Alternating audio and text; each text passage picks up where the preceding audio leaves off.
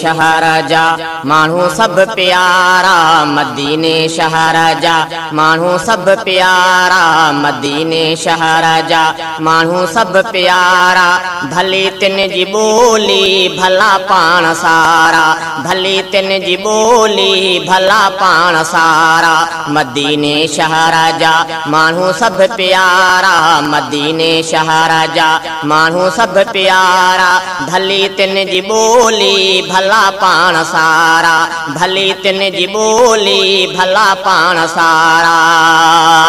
मदीने जो घिटियूं खुशबू इवारियूं मदीने जो घिटियूं खुशबू इवारियूं सुहिणियूं समायूं उन्हीअ जूं बाज़ारियूं सुहिणियूं समायूं उन्हीअ जूं बाज़ारियूं दिलनि खे मोहींदड़ सुठा सभु नज़ारा दिलनि खे मोहींदड़ सुठा सभु नज़ारा भली तिन जी बोली भला पान सारा भली तिन जी बोली भला पान सारा मदीने शहर जा मानू सब प्यारा मदीने शहर जा मानू सब प्यारा भली तिन जी बोली भला पान सारा भली तिन जी बोली भला पान सारा दुनिया में सुहिणा शहर ॿिया बि आहिनि मुक़ाबिल मदीने जे हरगिज़ नाहिनि दुनिया में सुहिणा शहर ॿिया बि आहिनि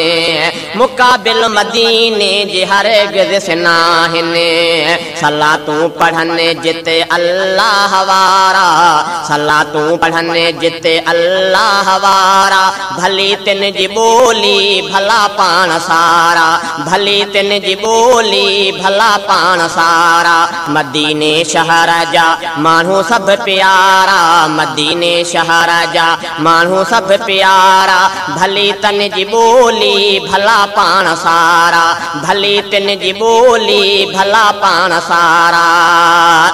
सजण साईं जो रोज़ो मदीने में आहे सिका साह मुंहिंजे सीने में आहे सजण साईं जो रोज़ो मदीने में आहे सिका साह मुंहिंजे सीने में आहे अचन करण ज़ियारत मोमिन भलारा अचन करण ज़ियारत मोमिन भलारा भली तिन जी बोली भला पान सारा भली तिन जी बोली भला पान सारा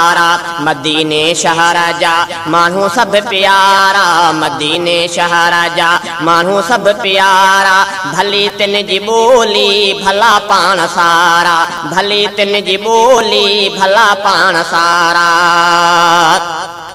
मदीने मिठे में अबे हद बहारी जिते रब जी रहमत सुबह शाम जारी मदीने मिठे में अबे हद बहारी जिते रब जी रहमत सुबह शाम जारी ॾिसण सां अचे थी दिल में बहारा ॾिसण सां अचे थी दिल में बहारा भली तिन जी बोली भला पान सारा भली तिन जी बोली भला पान सारा मदीने शहर जा मानू सब प्यारा मदीने शहर जा मानू सब प्यारा भली तन जी बोली भला पान सारा भली तन जी बोली भला पान सारा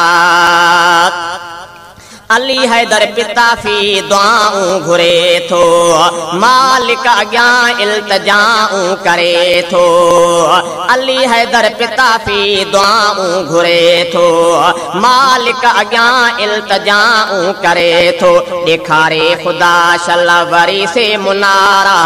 ॾेखारे ख़ुदा शल वरी से मुनारा भली तिन जी बोली भला पान सारा भली तिन जी बोली भला पान सारा मदीने शहर जा मानू सब प्यारा मदीने शहर जा मानू सब प्यारा भली तिन जी बोली भला पान सारा भली तिन जी बोली भला पान सारा